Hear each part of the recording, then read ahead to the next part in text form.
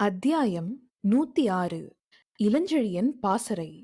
போன அத்தியாயத்துல நாகைய அடையிற இளஞ்செழியன் இன்னும் ஒரே மாதத்துல போர் தொடங்க போகுதுன்னு காத்தாய்க்கு தெரியப்படுத்தி தன்னோட மாலுமிகளுக்கு நாகையில அடைக்கலம் கேக்குறத பார்த்தோம்.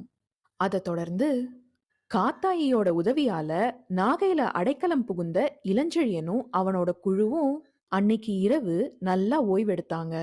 அடுத்த நாள் காலையில பொழுது விடியறதுக்கு முன்னாடியே எழுந்து கடற்கரைக்கு போனான் இளஞ்செழியன்.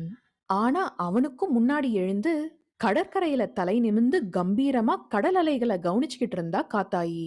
தூரத்துல இருந்தே அவளை கவனிச்ச இளஞ்செழியன் அவளை நோக்கி அவ பக்கத்துல வந்து அவளோட முகத்துல கவலை படர்ந்திருந்தத பார்த்து, அம்மா, உன் முகம் ஏன் இப்படி வாடி இருக்கிறதுன்னு கேட்டான். கவலை அப்பா, கவலைன்னு சொல்லி பெருமூச்சு விட்டா காத்தாயி. அடுத்த சில வினாடிகள் 2 பேரும் எதுவும் பேசாம கடலை வெறிச்சு பார்த்துக்கிட்டு மௌனமா நின்னாங்க. அந்த மௌனத்தை கலைக்கிற மாதிரி அவங்க பின்னால நடந்து வந்த அலீமா, படைத்தலைவரேன்னு கூப்பிட்டா. அத கேட்டு சட்டுன்னு அவளை திரும்பி பார்த்தான் இளஞ்செழியன். ஆனா காத்தாயி மட்டும் கடலை விட்டு தன்னோட கண்களை எடுக்கல. அப்படி காத்தாயி தன்னை திரும்பி கூட பார்க்காதத பார்த்து ஆச்சரியமும் கோவமும் பட்ட அலீமா, அம்மா அப்படி ஏன் கடலை பார்த்து கொண்டிருக்கிறார்கள்னு இளஞ்செழியனை பார்த்து கேட்டா. ஏதோ கவலைன்னு சொன்னா இளஞ்செழியன். என்ன கவலைன்னு கேட்டா அலீமா. அதை கேட்க முடியும் என்றால் நானே கேட்டிருப்பேனே. என் தாய் யோசிக்கும் போது யாரும் பேசக்கூடாது, அவள் குணம் உனக்கு தெரியாதுன்னு சொன்னா இளஞ்செழியன். இளஞ்செழியன் சொன்ன பதில கேட்டு இன்னும் ஆச்சரியப்பட்ட அலீமா, என்ன இந்த பரதவ குல கிழவிக்கா இத்தனை மதிப்பை கொடுக்கிறார் படைத்தலைவர்? ஏன் இவர் கேட்டு அவள் பதில் சொன்னால் முத்து உதிர்ந்து விடுமோன்னு நினைச்சு தானே அந்த காரணத்தை கேட்டுடலாம்னு முடிவு பண்ணி, அம்மா, அம்மா, உங்களைத்தான்னு காத்தாயிய கூப்பிட்டா. காத்தாயி அலீமாவை திரும்பி பார்க்காமலே, என்ன குழந்தாய்ன்னு கேட்டா. ஏதோ கவலையுடன் நின்றிருக்கிறீர்களேன்னு கேட்டா அலீமா. கவலை எப்படி இல்லாமல் போகும்னு திரும்பி பார்க்காமலே பதில் சொன்னா காத்தாயி.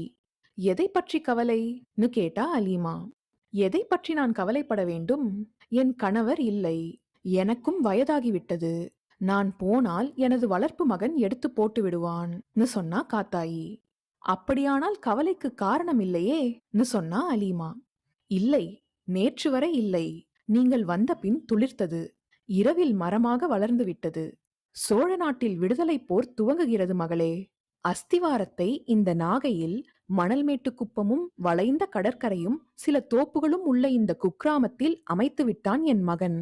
ஆகவே போரை வெற்றிகரமாக முடிப்பது என் கடமை இல்லையான்னு கேட்டா காத்தாயி. அதை கேட்டு ஆச்சரியத்தோட எல்லைக்கே போன அலீமா, படைகளை திறமையா நடத்தக்கூடியவரும் பெரிய பெரிய போர்களை பார்த்தவரும் இலியாசுவையே ஏமாத்தியவருமான இளஞ்செழியன் இருக்கும்போது எதுவும் தெரியாத ஒரு பரதவ பெண் போர்ல தன்னாலதான் வெற்றி வாங்கி கொடுக்க முடியுன்ற மாதிரி பேசினதை கேட்டு வியந்து போனான். அவன் மனசுல ஏதோ ஆச்சரியமும் குழப்பமும் சூழ்ந்திருக்குன்றத அவளோட முகத்தை பார்த்து புரிஞ்சுகிட்ட இளஞ்செழியன், அவளையே கேள்னு காத்தாயிய சுட்டி காட்டி அலீமாவுக்கு கண்ணால ஜாட காட்டினான். திரும்ப காத்தாயி கிட்ட பேச தொடங்கின அலீமா, கடமை இருக்கிறது உண்மைதான் அம்மா, ஆனால் இந்த தள்ளாத வயதில் நீங்கள் என்ன செய்ய முடியும்னு கேட்டா. அத கேட்டதும் காத்தாயி தன்னோட பார்வைய அலீமா பக்கமா திருப்பி லேசா சிரிச்சிட்டு, உண்மைதான் அலீமா, எனக்கு வயது ஆகித்தான் விட்டது, ஆனால் நீ இளவயதினள், ஒரு யோசனை சொல்னு சொல்லி தனக்கு எதிரில இருந்த மரக்கலங்களை சுட்டி காட்டி, அதோ 6 மரக்கலங்கள் இருக்கின்றன, அவற்றை இந்த நாகையில் மறைத்து வைப்பதுதானே உத்தேசம்னு கேட்டா. ஆமாம்னு சொன்னா அலீமா. எப்படி மறைப்பதாக உத்தேசம்னு கேட்டா காத்தாயி. அலீமா கொஞ்ச நேரம் கடலை உத்து பார்த்துட்டு, அதோ அங்கு அலைகள் செந்நிறத்தில் தோன்றுகின்றன, கடல் ஆழம் அதிகமா இருந்தால் கடல் நீரின் நிறம் நல்ல கருப்பு நீலத்தில் இருக்கும்னு சொன்னான். உண்மைதான்னு சொன்னா காத்தாயி.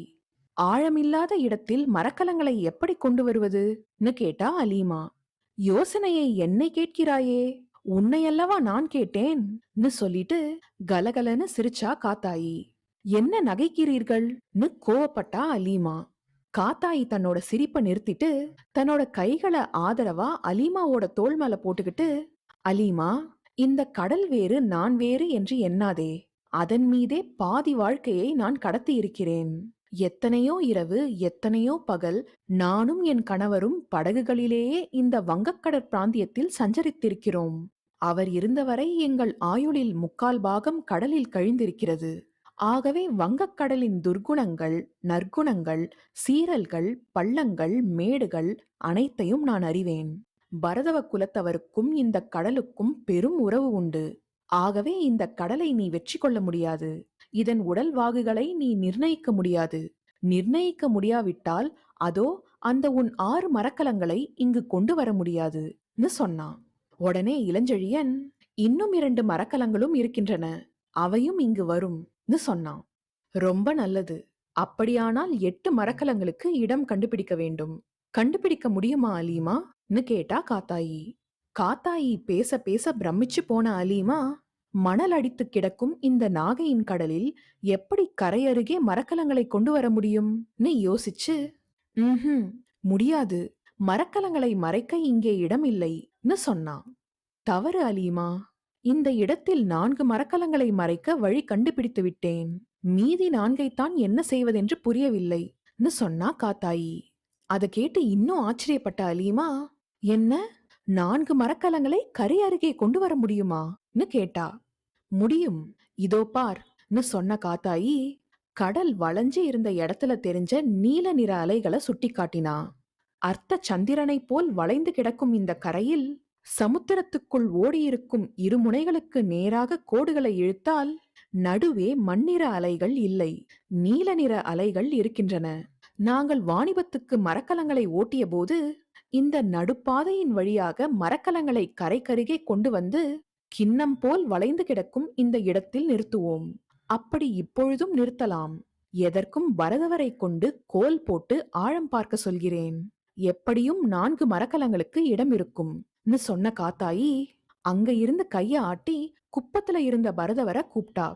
அவ கூப்பிடுறத பார்த்து ஓடி வந்த 2 பரதவரை நோக்கி கடல்ல ஒரு பகுதியை சுட்டி காட்டி, இங்கு எதுவரை ஆழம் இருக்கிறது பாருங்கள்னு சொன்னா காத்தாயி.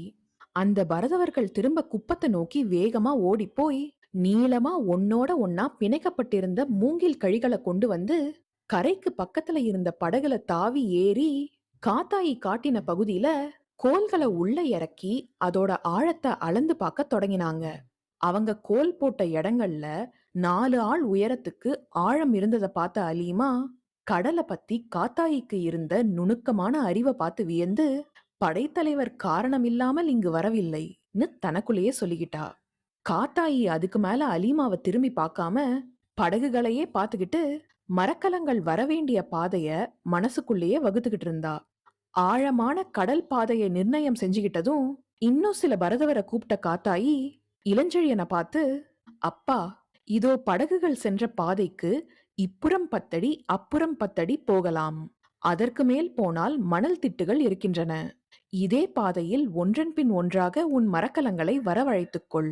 4 மரக்கலங்கள் இங்கு நிற்கட்டும். மீதி 2ஐ என்ன செய்வதென்று எனக்கு புரியவில்லைன்னு வருத்தத்தோட சொன்னான். அதற்காக கவலைப்படாதே தாயே, மீதி 2ஐயும் வேவு பார்க்க அனுப்பிவிடுகிறேன். கடலில் ஏற்கனவே சஞ்சாரம் செய்யும் 2 மரக்கலங்களை இந்த மரக்கலங்கள் கண்டுபிடித்துக் கொண்டு திரும்பட்டும். பிறகு அந்த 4ம் வேவு தொழிலுக்கு செல்லட்டும். இந்த 4ம் இங்கு இருக்கட்டும்னு சொன்ன இளஞ்செழியன் அதை செயல்படுத்த சில உத்தரவுகளை போட்டான். அன்னைக்கு மாலைக்குள்ள 4 கப்பல்களும் காத்தாயி சொன்ன அந்த மறைவான இடத்துல நிறுத்தி வைக்கப்பட்டது. அந்த கப்பல்களுக்கு 2 பக்கமும் இருந்த மணல் திட்டுகளோட முனைகள் கடலுக்குள்ள ரொம்ப தூரம் போனதுனாலையும் மரக்கலங்களோட 2 பக்கங்கள்லயும் மரங்கள் அடர்த்தியா இருந்ததாலையும் மரக்கலங்கள் அழகா மறைஞ்சு இருந்தது. இருந்தாலும் அதை இன்னும் மறைக்கிற மாதிரி தோப்புகள்ல இருந்த சில மரக்கிளைகளை இலைகளோட சேர்த்து வெட்டி மரக்கலங்கள் மேல போட்டு அதை மறைச்சான் இளஞ்செழியன். அடுத்தபடி தன்னோட மாலுமிகளும் தான் திரட்ட போற படைகளும் வசிக்கிறதுக்கான இருப்பிடங்களை மணல் மேட்டு குப்பத்திலையும் தோப்புகள்லையும் அமைக்க ஏற்பாடு செஞ்சான் இளஞ்செழியன். சுமார் 4-5 நாட்களுக்கு இந்த வேலைகள் எல்லாம் வேகமா நடந்தது. காத்தாயி பரதவர்களையும் நாகர்களையும் ராத்திரி பகல்னு பார்க்காம பிசாசுகளை மாதிரி வேலை செய்ய வச்சு இளஞ்செழியன் சொன்ன அத்தனை வேலைகளையும் செஞ்சு முடிச்சா. அந்த 4-5 நாட்கள்ல அலீமாவுக்கு காத்தாயி மேல இருந்த மதிப்பு இன்னும் அதிகமாச்சு. காத்தாயிய முதல்ல குறைச்சு மதிப்பிட்டதுக்கு அவகிட்ட மன்னிப்பும் கேட்டா அலீமா. அதுக்கு, அட அசடே, நீ என் குழந்தை, எதை சொன்னால் என்னன்னு காத்தாயி பதில் சொன்னது அலீமாவை இன்னும் கவர்ந்துச்சு. அலீமா மேலயும் அன்பா இருந்த காத்தாயி போர் திட்டங்களை வகுக்கிறதோட சேர்த்து அலீமாவை சிங்காரிக்கிற வேலையையும் செஞ்சுகிட்டு இருந்தா. தினசரி ஏராளமான நாகலிங்க பூக்களை கட்டி அலீமாவுக்கு தலையில சூட்டினா காத்தாயி. அலீமாவும் மாலுமி உடைகளை கலைச்சிட்டு பரதவ உடைய போட்டுக்கிட்டு நாகை கடற்கரையிலையும் தோப்புகள்லையும் சந்தோஷமா உலாவினா. போர் ஏற்பாடுகள் மும்மரமா நடந்ததுனால காத்தாயியும் சந்தோஷத்துல பூரிச்சு போயிருந்தா. ஆனா இளஞ்செழியன் மனசுல மட்டும் துளி கூட சந்தோஷம் இல்ல. தான் ராணிய திருமணம் செஞ்சுக்க சம்மதம் சொன்னத அந்த 4-5 நாட்கள்ல பல தடவை நினைச்சு பார்த்த இளஞ்செழியன், அப்படி மணந்து கொண்டால் என்னையே புருஷனாக நினைத்துக் கொண்டிருக்கும் பூவழகியின் கதி என்னவாகும் ஏங்கி அடிக்கடி கடற்கரைய பார்த்து பெருமூச்சு விட்டான். பூவழகிக்கு இந்த உண்மைய சீக்கிரமா தெரியப்படுத்துறத தன்னோட கடமைன்னு நினைச்ச இளஞ்செழியன் குணவாயூர் கோட்டத்துக்கு போக முடிவு பண்ணான். நாகையில படை திரட்டுற வேலை மும்மரமா நடந்துகிட்டு இருந்தது. இளஞ்செழியன் ஓலை கொடுத்தனுப்பிய இடங்கள்ல இருந்து பல வீரர்கள் ரகசியமா இரவு நேரங்கள்ல வந்தாங்க. கத்திகளையும் ஈட்டிகளையும் தீட்டுற கொல்லர் பட்டறைகளோட சத்தம் நாகையோட கடற்கரை தோப்புகள்ல கேட்க ஆரம்பிச்சுது. இப்படியா சுமார் ஒரு வாரத்துல ஒரு ரகசிய பாசறையே நாகையோட கடற்கரையில அமைச்ச இளஞ்செழியன் ஒரு நாள் காத்தாயியும் அலீமாவும் இருந்த குடிசைக்குள்ள பூரண கவசம் போட்டுக்கிட்டு உள்ள நுழைஞ்சான். அவனோட கோலத்தை பார்த்து அவங்க 2 பேரும் ஒரு கணம் திகைச்சு போனாங்க. எதற்கப்பா இந்த போர்க்கோலம்னு கேட்டா காத்தாயி.